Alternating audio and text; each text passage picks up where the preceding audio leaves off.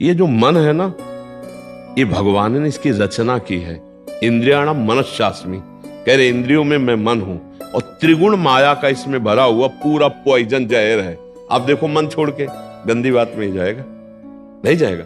ये नहीं कि अच्छी बात में नहीं जाता, अच्छी बात में लगाओ तो लगेगा, और वो भी थोड़ी देर, और बुरी बात में लगाने की जरूरत नहीं, आराम से। इसका स्वभाव रचना ऐसी रची गई। अब यही गेम रखा गया है कि अब इसकी गति को रोको, अंतर्मुख करो, भगवदाकार करो, तो तुम्हें इनाम मिलेगा, त्रिभुवन पर विजय प्राप्त कर लोगे। वो अद्भुत आनंद अंदर ही मिलेगा, किसी से कहने की जरूरत नहीं, आनंद मगन हो जाओगे। और उसी आनंद की खोज देखो, जब हमारा मन कहता है इस शरीर को भोग लें, इस वस्तु को भोग लें, अमुक, देखो सब अपने घर के जैसे बैठे हैं, क्या उसके भोगने के बाद मन को शांति मिलती है? थोड़ी देर के बाद फिर एक नया संकल्प बनता है, फिर एक नई, मतलब हमारी खोज अधूरी रही। वो नहीं मिला जो मैं सोच रहा था। सोचने में जैसा सुख मिलता है वैसा ना भोगने में नहीं मिलता, चाहे वो भोजन हो, चाहे वो दृश्य हो, चाहे वो कोई क्रिया हो। अब देखना, जो मन हमें सोचवा के पागल बनाता है, और जब हम उस पे जाते हैं तो वो चीज हमें नहीं मिलती है। तब लगता है कि वो यहाँ नहीं, शायद यहाँ हो, यहाँ नहीं, शायद यहाँ हो। ऐसे भटकते पूरा जीवन व्यतीत हो जाता है। बुद्धिमान वो है जो 2-4 कदम में ही लौट आवे कि गलत दिशा में जा रहे हैं, पर हम पूरा जीवन चलते रहते हैं, लौटने की बात ही नहीं आती। और यहाँ तक कि शरीर वृद्ध हो जाता है, इंद्रियां काम नहीं करती, पर मन वैसे ही सलाह करता रहता है। फिर भी नहीं सोच पाता कि चलो अब हुआ पूरा जीवन की शाम, अब तो राधा राधा जब कर अपना काम बना ले। लेकिन नहीं, बूढ़ा है फिर भी शराब पीता है, बूढ़ा है फिर भी गंदी बातें देखता है, बूढ़ा है फिर भी गंदी चेष्टाएं करता है, बूढ़ा है फिर भी नहीं सोच रहा कि मुझे मरना है और भगवत प्राप्ति का अब की उपाय कर लूं, इतना जीवन रह गया। ये क्या है? ये मन का केवल खेल है। वो अपने मन के गेम में फंस गया, निकल नहीं पा रहा है। अच्छा, इसमें ये हो कि चलो मन सुखी रहेगा, तो भी नहीं, आप जितना गलत करते जाओगे उतना वो नकारात्मक सोचे पैदा करता चला जाएगा, और उसका परिणाम यह आएगा कि आपको डिप्रेशन में पहुंचा देगा। मतलब किसी भी तरह से ये चैन नहीं लेने देगा। तो इसको लाना तो भगवान की शरण में पड़ेगा, तभी शांति मिलेगी, तभी सुख। बहुत गंदा, बहुत गंदा, बहुत नीच है, और ये बहुत उत्तम है। ये अगर सही रास्ते को पा जाए तो दूसरे के लिए अपने प्राण दे सकता है, परहित के लिए अपने प्राण दे सकता है, ये भगवान से मिला सकता है, ये सब सुख दे सकता है। बस इसको गलत ढंग से जो प्रयोग होना शुरू हुआ है, इसका ये बंद कर दे, वही बहादुर है। देखो, विरक्त मार्ग एक अलग होता है, लेकिन गृहस्थी में तो एक धर्मपूर्वक विषय सेवन की मर्यादा है ना। तो आप धर्मपूर्वक देख लो, अगर आपको अपनी पत्नी में, अपने पति में सुख नहीं मिला तो विश्व में कहीं सुख नहीं मिलेगा, क्योंकि है नहीं, तो आपको सीमित हो जाना चाहिए ना। लेकिन ऐसा नहीं होता, हम धर्म विरुद्ध बढ़ते चले जाते हैं, जो हमारा पाप बनता जाता है और हम क्लेशित होते जाते हैं। इसलिए हमें लगता है बहुत अच्छे अभी सत्संग के प्रभाव पड़ रहे हैं, तो हम निकल चले गंदी बातों से, हम निकल चले इस माया के फसाव से, नहीं तो धोखा ही धोखा, पूरी जिंदगी व्यतीत हो जाती है। भोगते भोगते हर इंद्रियां सब नष्ट होती जा रहे, फिर भी भोग इच्छा, ये है क्या? समझो ना, पूरा जीवन हमको बेवकूफ बनाया जा रहा है। गौर से देखो, पूरा जीवन नहीं बेवकूफ बनाया जा रहा। एक बार और देख लेते हैं, इसमें हमारा पूरा जीवन जा रहा है। सुख तो नहीं मिला, पर एक बार ऐसे देखते हैं, शायद इस पद्धति से देखते हैं, ऐसे भोजन बनाते हैं, ऐसे ये भोगते हैं, ऐसे ये देखते हैं, ऐसा फंसाव करके रोज हमको गिराता है, रोज हमको मन भ्रष्ट करता है। कभी नहीं कहता कि एक बार भगवान से मिलूं क्या, कभी उसका मन नहीं होता। इसको तो जबरदस्ती लगाना पड़ता है। इसको भगवान में लगाने के लिए भी भोगों का प्रलोभन देना होता है, तब ये भगवान में लगता है धीरे धीरे। ये भोगी मन भगवान में भी लगने के लिए तैयार, तो भोग के लिए देखो, भगवान को मना लोगे ना तो बढ़िया व्यवस्था बन जाएगी, चक जो चाहोगे सब हो जाएगा, जो चाहेंगे भगवान दे दे। बहुत मन बेवकूफ बनाता है, इसलिए हमें लगता है मन की बेवकूफी से बचना चाहिए। एक आया था भगतला, उसने कहा भगवान से मैं भजन करूंगा, सब करूंगा, लेकिन 1 लाख सुंदरियां स्त्रियां चाहिए। गजब का दिल है तेरा, गजब का दिल है यार। जिनके एक है ना, वो कभी कभी एकांत में ऐसे बैठते हैं। तो इसीलिए मल की कहीं में मत रखो, ये बहुत बड़ा भूत है, ये परेशान कर देगा, नष्ट कर देगा। इसे सतमार्ग में लाओ, भगवत मार्ग में लाओ, तभी आनंद की। इसकी केवल चाल है, ये नहीं ये नहीं ये, वो है कहीं नहीं। पक्का समझ लीजिए। ये हमारे को भ्रम पैदा करता, कुछ नहीं है। नाम जप करो, सत्संग करो, धर्म पूर्वक विषय भोगो, हम मना नहीं करते। एक उसे सीमा में रख के भोगो धर्म में, तो उससे क्या होगा, तुम्हें घृणा हो जाएगी। धर्म पूर्वक विषय भोगने से घृणा हो जाती है कि यार, और जो ये व्यसन करके और फिर इधर उधर मन, तो पाप के कारण बुद्धि ठीक निर्णय नहीं देती और बुढ़ापे तक पापाचरण, फिर दुर्गति को प्राप्त होते हैं। अभी समय है, अभी मन को समझा लो, मन को समझ। यही 5 भोग हैं, शब्द, स्पर्श, रूप, रस, गंध, इसी में मनुष्य फंसा है और इन्हीं भोगों से हमारी दुर्गति हो जाती है। बोलो अभी तक फाइनल में अगर बोला जाए तो अभी तक क्या है अपने पास? कोई अनुभव है क्या? बस एक ही है कि एक बार और चांस मिल जाए, बस किसी भी विषय का, मतलब किसी भी विषय का। मन में हर बार ये था कि अब की बार, लेकिन कभी अब की बार पूरी ही नहीं हुआ। तो इसको रोकना जरूरी है कि भजन, साधन, धर्म पूर्वक विषय सेवन और समाज की सेवा। कभी एक बार ऐसा करके देखना, कोई बूढ़ा ऐसा भूखा प्यासा फुटपाथ में पड़ा हो और उसको कभी अपने घर लाना, नहलाना, धुलाना, कपड़े पहनाना और भोजन पवाना। फिर वो जब तुम्हारी तरफ देखेगा तो तुम्हें जो सुख होगा वो जिंदगी में किसी भी भोग में नहीं मिला होगा। आप लिख लेना हमारी बात। कभी कोई बीमारी से तड़प रहा हो, किसी के सेवा का वहां कोई अवसर नहीं है और आप सेवा का अवसर देकर उसे आप स्वस्थ करो, आप अस्पताल ले जाओ, फिर जो आपको सुख मिलेगा हम आपको कैसे बताएं। वो भगवान का आशीर्वाद होता है। जब कोई बूढ़ा, कोई बीमार, कोई असहाय, और जब आप उसकी सहायता करते हो तो उसके हृदय से जो आशीर्वाद, वो सुख जो मिलता है। जैसे हम आपको एक दिन करके देखना, तुम अपना भोजन बढ़िया जो है, कोई ऐसे भूखे को खवा देना जो भूखा बैठा हो और ऐसे जल्दी और आप देखो उसको पाते हुए, और उस दिन आप वो भोजन ना पाओ, उसे पवा दो, तो आपको जो सुख मिलेगा वो 56 प्रकार के भोग पाने में भी कभी सुख नहीं मिला होगा। वो सुख परहित करने से, दूसरे को सुख पहुंचाने से जो हृदय शीतल होता है वो कभी किसी से नहीं होता। इसलिए मानव जीवन के लिए मन को थोड़ा विरुद्ध जो चलने वाला है उसके विरुद्ध आप बनो, उसे सतमार्ग में लगाओ। अब देखो आजकल ऐसी बुद्धि बिगड़ गई कि अपने पूज्य माता पिता को ही बच्चे दुख दे रहे हैं। डंडा थप्पड़ मारना, क्या यार, आज के जवान ने माता पिता के साथ ऐसा व्यवहार करते हैं। अगर थोड़ा भी अध्यात्म से जुड़े होते तो मुझे लगता है शायद ऐसा नहीं करते, नहीं ना।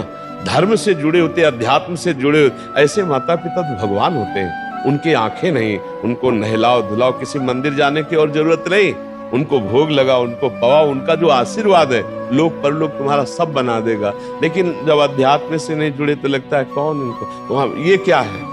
ये है मन का वो पापी मन। देखो कैसे पाप कराता है, कैसे निगेटिव चलाता है कि अब ऐसे पुत्रों की क्या दुर्गति होगी।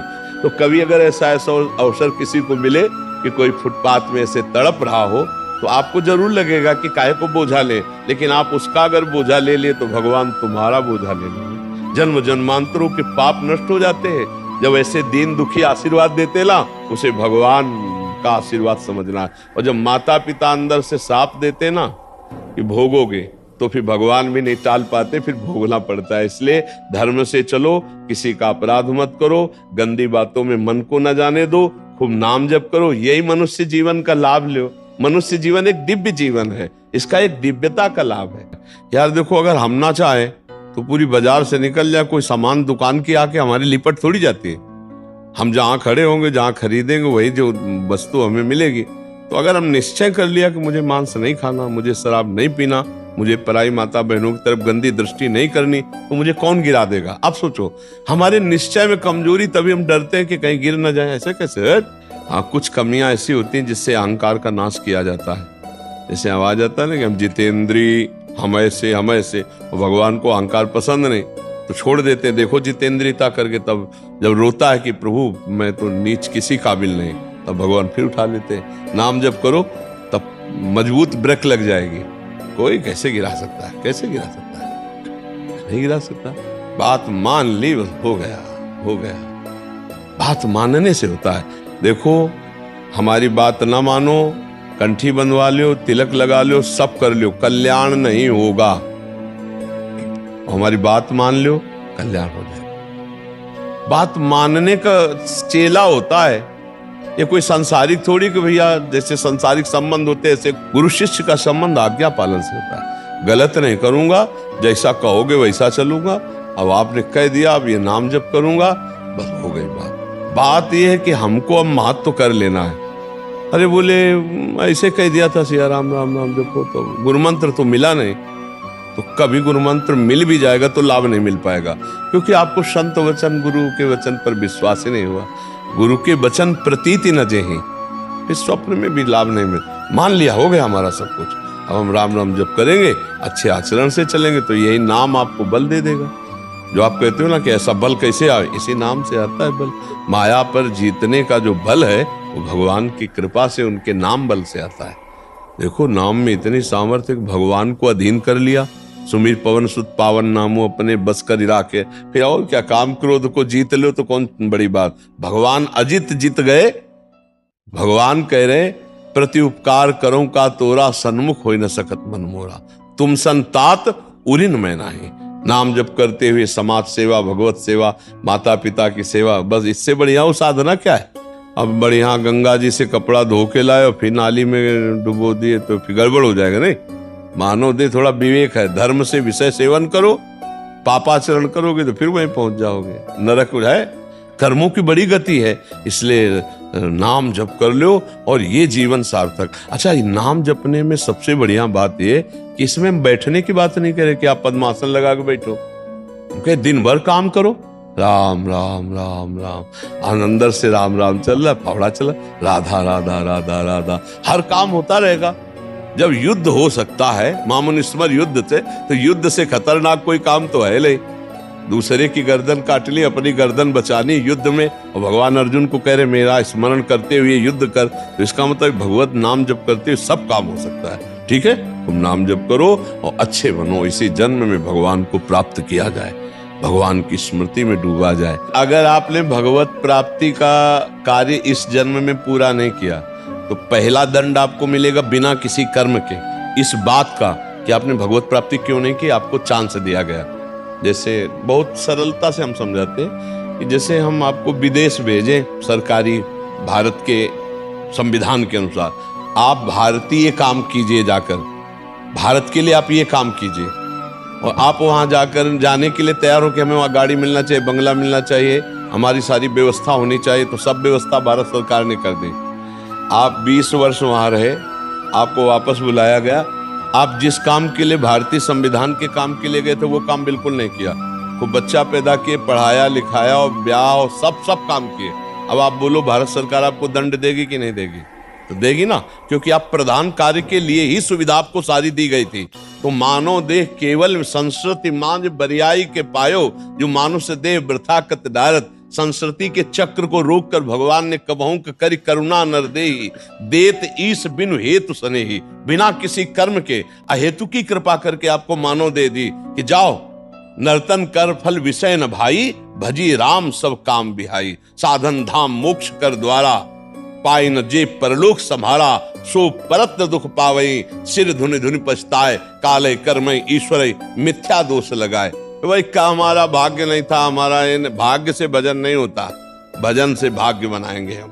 भजन से हम पूर्व कर्मों को मिटाएंगे, भजन से हम भगवत प्राप्ति करेंगे। जो न तरय भवसागर, असमाज नर पाए। स्वति निंदक मंदमति, आत्महनन गति जाए। वो आत्महत्यारे की गति को प्राप्त होता है केवल इस बात के लिए कि तुम्हें मनुष्य शरीर मिला, सारी सुविधाएं दी गई, लेकिन तुमने अपना काम नहीं बनाया। 83,99,999 योनियों में कोई एक भी ऐसी योनि नहीं जिससे हम भगवत प्राप्ति कर सकते, केवल ये मानव देह थी, और उसको तुमने विषय सेवन में प्रपंच में नष्ट किया। तुम विशेष दंड के पात्र हो। कृपा हुई और तुमने उस कृपा को ठुकराया, अब भोगो अन्य योनियों में। अब पता नहीं फिर किस कल्प में भगवान की कृपा होगी और मुझे मनुष्य शरीर में। इसलिए मुझे इस जन्म में भगवत प्राप्ति करनी ही करनी है, इस पे हमें छूट नहीं रखनी। अब भगवत प्राप्ति किसे कहते हैं समझना तो पड़ेगा ना, कि भगवत प्राप्ति किसे कहते हैं। मोक्ष को तो समझे, तो मोक्ष ऐसे थोड़ी होता, उसके लिए साधना बहुत कठिन साधना है। स्थूल सूक्ष्म कारण तीनों शरीरों का राग त्याग करके स्मृति उसकी,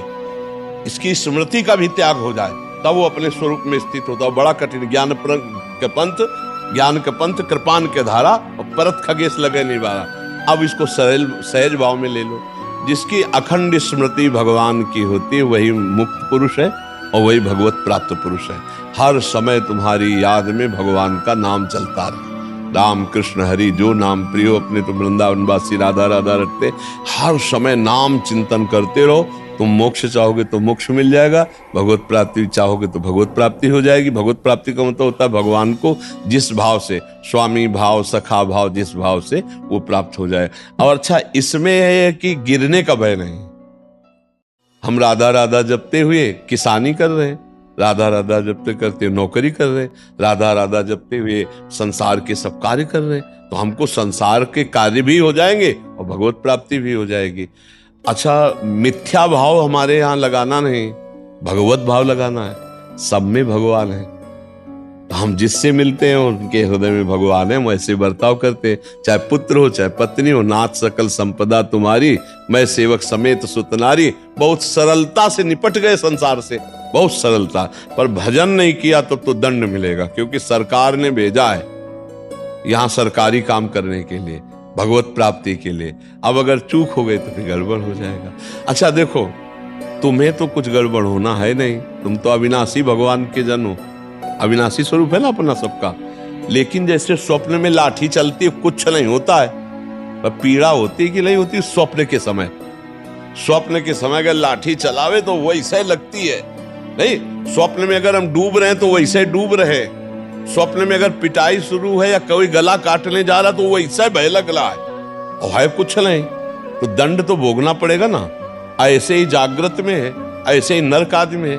अविनाशी आत्मा को कोई कष्ट थोड़ी होता है, पर जब तक ये बोध नहीं होगा तब तक तो भोगना ही पड़ता है ना। देखो, स्थूल देह सैया में पड़ी होती है और स्वप्न में हम देख रहे हैं कि हम समुद्र में डूब रहे हैं। अब वो ऐसे कष्ट हो रहा है, समुद्र भी दिखाई दे रहा है, डूब भी रहे हैं, और जो डूबने वाला शरीर है वो तत्कालिक स्वप्न में बना हुआ है, क्योंकि शरीर जो स्थूल शरीर वो तो सैया में सो रहा है। अब बताओ उसको कैसे बचाया जाए। जो स्वप्न में समुद्र में डूब रहा है, अब आप उपाय बताओ उसको कैसे बचाया जाए। एक उपाय है कि उसको जगा दो, चाहे जितनी नौका लगा दो, चाहे मंत्रवेत्ता लगा दो, चाहे तैराक लगा दो, उसको आप बचा नहीं सकते। उसके बचाने का उपाय है जगा दो। ऐसे ही हम सब मोह निशा सब शोवनिहारा, देखे स्वप्न अनेक प्रकारा, यही जग जामिनी जागे जोगी, परमारथी प्रपंच वियोगी, जाने सुत वही जीव जग जागा, जब सब विषय विलास विरागा। बोले मोह निद्रा में सब सो रहे, ये पत्नी है, लड़का है, बच्चा है, रुपया है, पैसा, ये कर लिया, ये कर लूंगा, ये कमा लिया, ये कमा लूंगा, ये जमा कर लिया, ये जमा कर लूंगा, और सोचते सोचते मर गए, कुछ नहीं कर पाए जो करने आए थे। अब कोई सदगुरु जगा दे, ए उठ, मोह निद्रा में सो रहा है, तो जानिस तबै जीव जग, जब सब विषय विलास विरागा, तभी जानना सत्संग का रंग चढ़ रहा है। जब गंदी बातें छूटने लगे और अच्छे आचरण होने लगे और भगवान नाम जप होने लगे, तो जान लेना आप जाग रहे हैं, और जग गए तो स्वप्न के जैसे सारे दुख मिट जाते हैं, ऐसे तुम्हारे सारे पाप, दुख, चिंता, शोक सब नष्ट हो जाएंगे। पर जगना पड़ेगा, बिना जगे नहीं हो सकता। बिना जगे एक ही उपाय है, जगना पड़ेगा, अर्थात भगवत प्राप्ति करना पड़ेगा, नहीं तो दुख से पिंड नहीं छूटेगा। है झूठा पर बहुत जोर का फुसकार मार के काटता है। झूठा सांप है, रस्सी का सांप, पर ऐसा काटता है, वो ऐसा अनुभव होता है कि जहर चढ़ गया, पक्का। देख लो, सब पूरा जहर चढ़ा हुआ है और कुछ नहीं हुआ। आत्म तत्व को ना कभी फर्क पड़ा था, ना पड़ रहा है और ना पड़ेगा। पर भैया ये स्वप्न है, बड़ा दीर्घ स्वप्न है, इससे जगो, उमा कहूं मैं, अनुभव अपना, और सत हरि भजल, और जगत सब सपने में हो। ना कोई माता था, ना कोई पिता था, ना है और ना रहेगा। ऐसे है, ये रूप एक दिन नहीं दिखाई देगा। लाख उपाय कर लेना, मिट्टी में मिल जाएगा, खत्म खेल। ना पहले था ना बाद में रहेगा, बीच में प्रवचन कर रहा है, इसका क्या भरोसा। स्वाप्निक है ये स्वाप्निक है। जो इसके अंदर है वो सत्य है, और अंदर वाले से परिचय नहीं हुआ, बाहर वाले का टिकेगा नहीं।